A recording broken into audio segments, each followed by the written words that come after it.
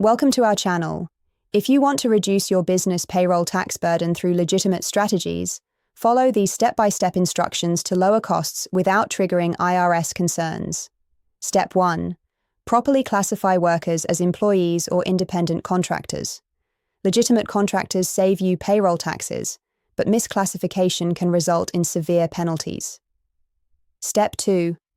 Offer accountable plan reimbursements for employee business expenses rather than including these amounts in taxable wages, reducing both income and payroll taxes. Step 3. Implement a Section 125 cafeteria plan allowing employees to pay health insurance premiums and other benefits with pre-tax dollars, reducing taxable wages. Step 4.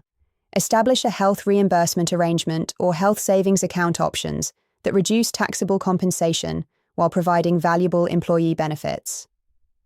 Step 5. Consider offering fringe benefits that are exempt from payroll taxes, such as qualified transportation benefits, educational assistance up to specified limits, or de minimis fringe benefits. Step 6. Pay reasonable wages to owner employees of S-Corp or C-Corp.